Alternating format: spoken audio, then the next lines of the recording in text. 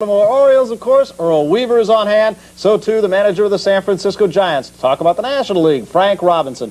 Earl, let me ask you first of all, there was some talk that the A's were just kind of happy to just be at the party. Yankees, of course, have been there how many times before? This is the 33rd time in the World Series. What do you put in that? Do you play the first time just to get there and the next time to win? Well, not really, but if you haven't been there before, there is a tendency to become over-anxious. Swing at the pitcher's pitch rather than wait for your pitch. Hurry a throw here and there, but the Yankees just played outstanding baseball in the series, and they did what they had to do. They hit their homers, Nettles with the 3-run doubles, and that's the way they got there, and that's the way they're going to go through the World Series. And they talk, Frank Robinson, about how the playoffs really is really where the pressure is, and the World Series after a playoff series is almost a party, piece of cake. Well, that's not really true. I've been that. I know it's not true, but the playoff does take a lot of concentration, and it takes a lot of the adrenaline away from you after you've been in it. And the World Series, you kind of relax a little bit and say, we made it. Because, you know, if you don't make it out of the playoffs, you don't get into the series and your season's kind of done.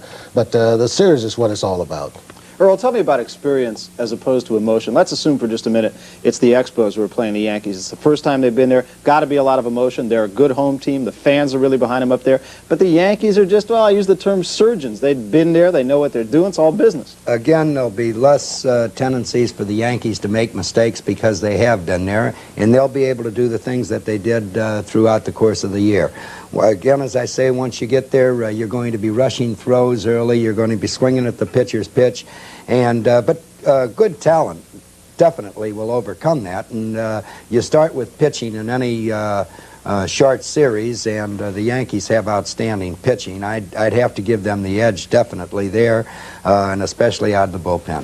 Frank, you talk about experience. Tommy Lasorda certainly got more experience than Jim Fanning. Not knowing who's going to be the National League representative, can you apprise the two managers, apprise us of the two managers? Well, not really, Tim, but I'll give you just a little rundown. Tommy Lasorda is, you know, the fun-loving type, the slapping on the back, the hugging his players, you know, that type of thing to motivate them. Jim Fanning coming down out of the press box now and getting into the dugout. He's going to see the game is a little tougher than it was when he was sitting there in the press box. And now, you know, he won't be second-guessing the manager. He is the manager.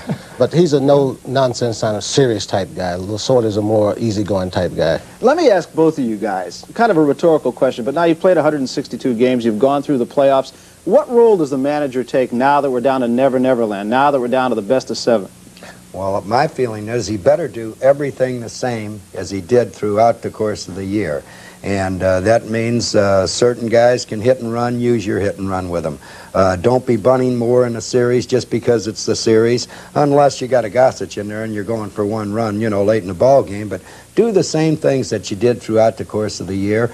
Use your same players that you've used against pitching throughout the course of the year, and try not to do anything different, because if you start changing in a 7-game series, you're going to get hurt. Well, in fact, Bob Lemon, I think, probably said it best. He said, what do I have to do? I got all this talent. I tell them to go out there and play the game of baseball. That's the story of the New York Yankees. They are journeymen. They've been there 1,000 times. They just went right through the Oakland A's like Grant through Richmond, and what do you know? They're here once again. Let's take a look at some of the reasons why the Yankees are what they are.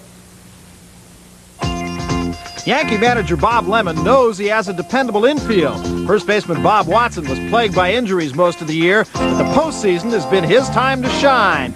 In the division playoffs against Milwaukee, the Bull had 7 hits and 16 trips to the plate. And in the field, the 35-year-old Watson continues to prove that he can still get around.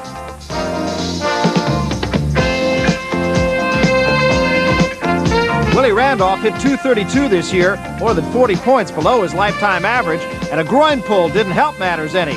But despite his problems, the fleet-footed Mr. Randolph led his club in runs scored, walks, and stolen bases.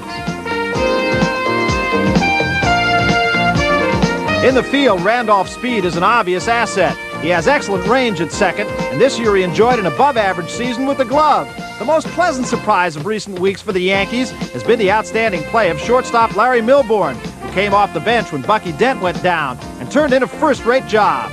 Against the Brewers, Milbourne went 6 for 19, and he followed that up with a 6 for 13 performance against the A's, all adding up to a fine postseason debut.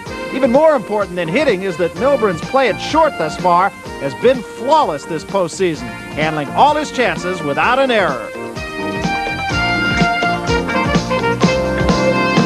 At third base, Greg Nettles has the distinction of being what is known as a clutch fielder.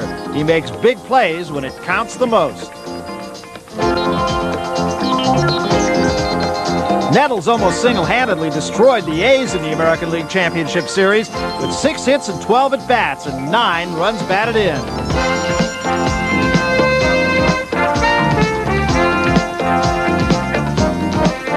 It was the best postseason series of Nettles' career. Since coming to the Yankees last season from Toronto, Rick Cerone has developed into a first-rate Major League catcher. In his first 2 years with New York, Cerone has been the scourge of base stealers, throwing out nearly 50% of those who tried to run against him. Cerone's conference with George Steinbrenner after the 4th game of the Brewers series has already become a part of Yankee legend. But it might also have been the spark that ignited Cerone to blast a homer in the finale against the Brewers that proved to be the winning run of the game. When he signed on with the New York Yankees last winter, everyone knew Dave Winfield would make a difference. But by leading the team in games, at-bats, doubles, RBIs, game winners, and sacrifice flies, Winfield exceeded all expectations. The man is simply an outstanding athlete. Winfield displays his great abilities in every facet of the game, especially in the field, where his playing left would make any goaltender mighty glad that Winfield's favorite sport is baseball. Center fielder Jerry Mumphrey came to the Yankees in a trade with the San Diego Padres, and the 6-year veteran promptly enjoyed his best season in the majors.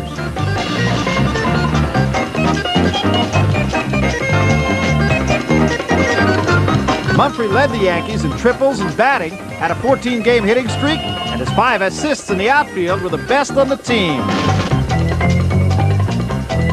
Everybody knows right fielder Reggie Jackson, the self-proclaimed Mr. October, whose postseason stats really do live up to the name.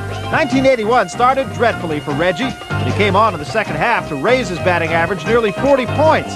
Historically, Reggie has had his problems in the field, but his recent play against the Brewers won raves. As a part-time outfielder and pinch hitter, Oscar Gamble gives the Yankees added power. Thus far in postseason play, OG has posted a .375 batting average. Gamble's right-handed counterpart is Lou Piniella, who at age 38 continues to get the job done. 38 is also the number of postseason games Piniella has played for the Yankees, and with a World Series average near .290, Sweet Lou figures to be a factor again in '81. The key to the success of the New York Yankees is a well-stocked pitching staff. Ron Guidry turned in another fine year that included a second half in which he won 6 straight decisions. As he had done for the past 3 seasons, Louisiana Lightning again led the Yankees in strikeouts. Guidry has started 2 World Series games and won them both, allowing just 3 runs in 18 innings. The 1981 performance of Dave Righetti makes him a likely candidate for Rookie of the Year honors. With maturity beyond his 22 years of age, Righetti has fit right into the Yankee rotation. In this year's postseason play, Righetti has won 3 of the 6 Yankee victories, working 15 innings and giving up just 1 earned run. In his 3 seasons in Yankee pinstripes, Tommy John has paid real dividends. This season, John picked up 9 victories, notched a .264 earned run average, and led the team in complete games. That's not too shabby for a veteran of 18 Major League seasons, a veteran who knows his way around a ballpark and how to keep his team in a game. If the Yankees use a 4th starter in the World Series, it probably will be Rick Ruschel, the only right-hander in the starting rotation. After spending 9.5 seasons with the Chicago Cubs, you know Ruschel has to be looking forward to his first taste of World Series play. The Yankees' ultimate weapon is their 1-2 bullpen punch. First comes reliever Ron Davis, who averaged better than a strikeout per inning during the year. In postseason work against Milwaukee and Oakland, Davis strung together 9 1/3 innings without giving up a single run.